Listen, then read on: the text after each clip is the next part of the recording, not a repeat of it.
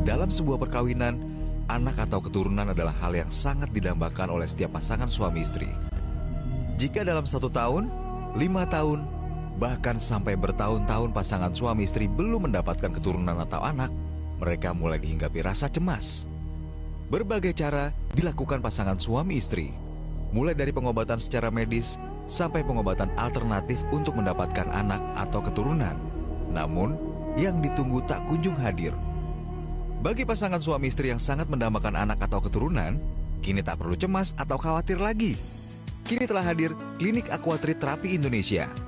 Klinik Aquatreat Terapi Indonesia hadir di tengah-tengah masyarakat Indonesia untuk memberikan solusi bagi pasangan suami istri yang sangat mendambakan keturunan atau anak. Silakan pasangan suami istri untuk memeriksakan diri ke laboratorium untuk uji TORCH, toksoplasma, rubella, CMV, herpes.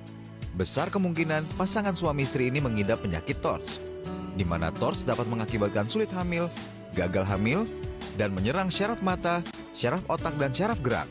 TORCH dapat menyerang siapa saja, baik laki-laki maupun wanita, tua maupun muda, bahkan bayi sekalipun. Penularan penyakit TORCH melalui hubungan intim, keringat, ASI, serta daging hewan potong yang tidak terlalu matang saat dikonsumsi. Jika kedua orang tua, bapak, atau ibu yang mengidap penyakit TORCH, dipastikan anak atau keturunannya akan tertular. Bagi penderita penyakit TORCH, toksoplasma, rubella, CMV, dan herpes, tidak perlu cemas. TORCH dapat disembuhkan.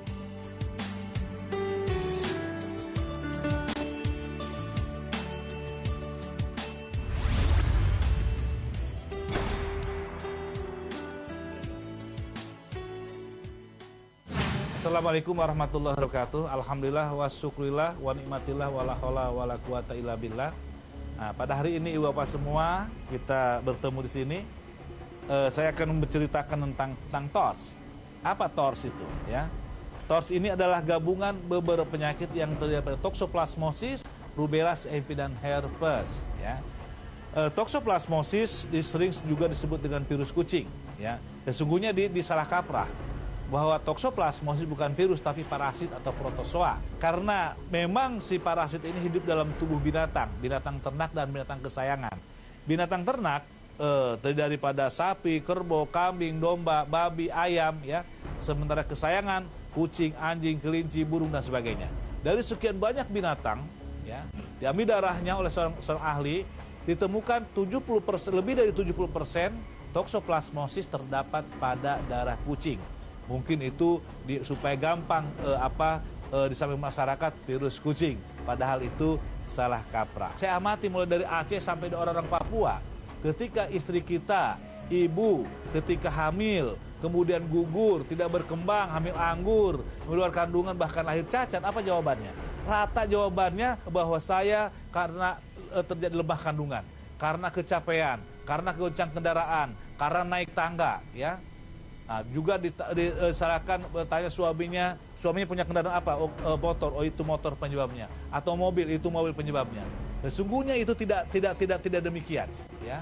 Bukan karena lemah kandungan, bukan karena kecapean. Tuhan menciptakan organ tubuh yang paling kuat, di antaranya rahim seorang ibu.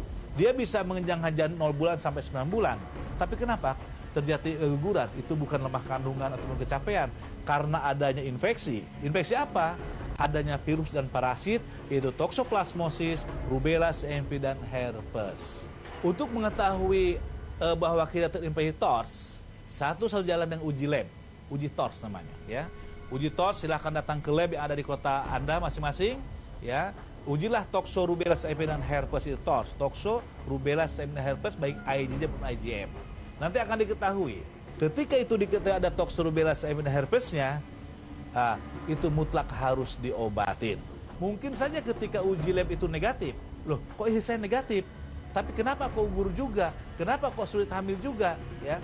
Nah, di sini ternyata bukan hanya tokso yang dapat menyebabkan gagal hamil, sulit hamil. Ada temannya, siapa? Ada rubella, ada CMV, dan herpes.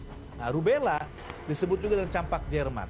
Rubella ini ketika ada dalam tubuh ibu, melalui tadi makanan, minuman, sayuran, atau buah-buahan, atau berhubung seksual, air dan sebagainya, ada dalam tubuh ibu atau bapak, khusus pada ibu, maka ibu pun akan sama dengan tokso, dia akan gugur, tidak berkembang, hamil anggur, bahkan lahir cacat. Nah, lahir cacat di sini terutama pada rubella akan terjadi glukoma, kerusakan pada mata. Ya, ibu bisa lihat di lapangan anak-anak baru TK, SD udah kacamata minus sekian, silinder sekian. Nah, sebagaimana kita tahu informasi ini, kenapa anak ibu pakai kacamata? Pasti jawabannya karena terlalu dekat nonton TV, karena baca kurang cahaya. Mungkin sejak SD sampai sarjananya kita, itu yang kita dapatkan. Ternyata itu bukan karena TV, bukan karena cahaya. Itulah infeksi virus dan parasit ini. Toxoplasmosis, rubella CMV, dan herpes ini, terutama rubellanya. Nah, rubella juga dia dapat menyebabkan terjadi pengapur otak, terjadi bibir sumbing, tunarungu, ya. Nah, hidrocephalus. Nah, kemudian mungkin saja ketika uji lab rubella negatif, tetapi ada sitomegalovirus, sama juga dia pun akan gugur, tidak berkembang, meninggal dalam kandungan, lahir cacat. Nah, pada kecacatan ini, pada sitomegalovirus biasanya terjadi mikrosefalus, pengecilan kepala. Maka anak kita akan kejang-kejang. Kemudian terjadi kelumpuhan, itulah sitomegalovirus. Kemudian ada satu lagi herpes. Nah, herpes ini ada HSP1 dan HSP2. HSP1 ini muncul pada mukosa, pada kulit. Baik kalau orang Jawa sebutnya dompo, ya, seperti cacar tapi satu kelompok, ya. Bisa pada pinggang, pada punggung, pada perut, pada dada, pada mulut, pada kaki, ya. Nah, perih, panas, gatal, demam, ya. Nah, ini kemudian yang itu HSP1, HSP2 itu khusus muncul pada genital kelamin. Nah, hubungan dengan kehamilan bahwa herpes pun dapat menyebabkan gugur, gagal, dan lahir cacat.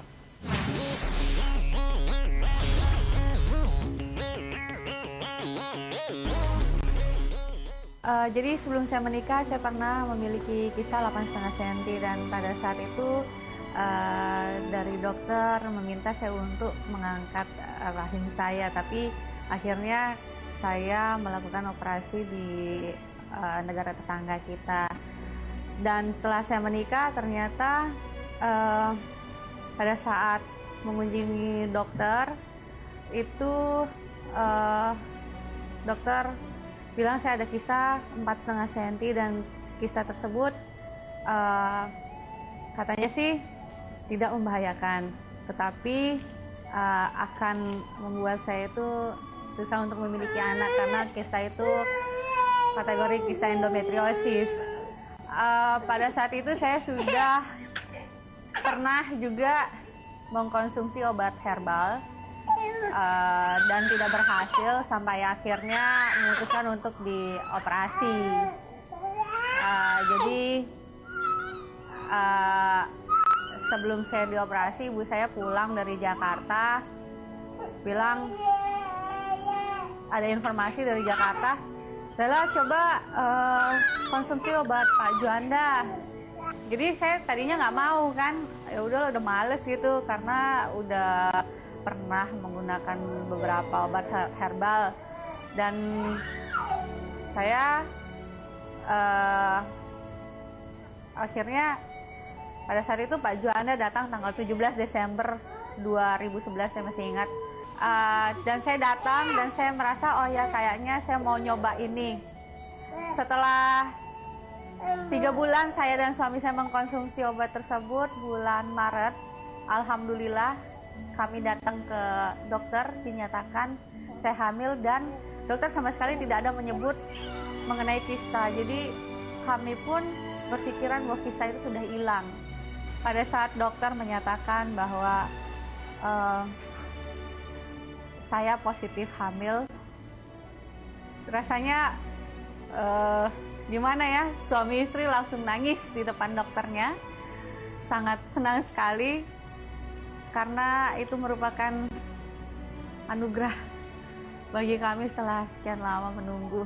Alhamdulillah anak kami lahir pada tanggal 18 Desember 2012 dan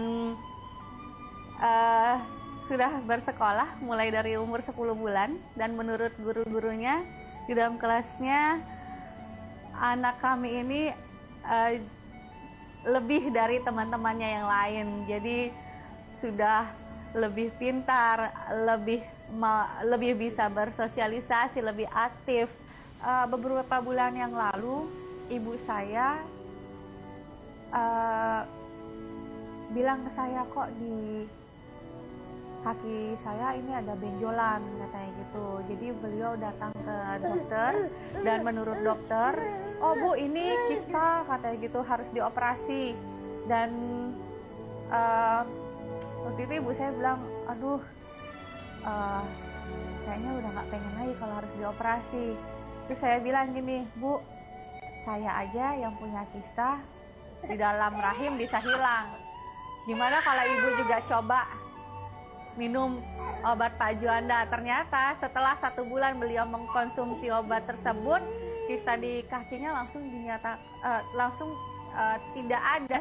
Tadinya sebesar benjolan, tadinya sebesar telur ayam gitu. Ternyata setelah itu sudah tidak ada sampai sekarang, alhamdulillah sudah hilang. Dan juga kepada Pak Juanda, mungkin ini semuanya memang dari Allah SWT.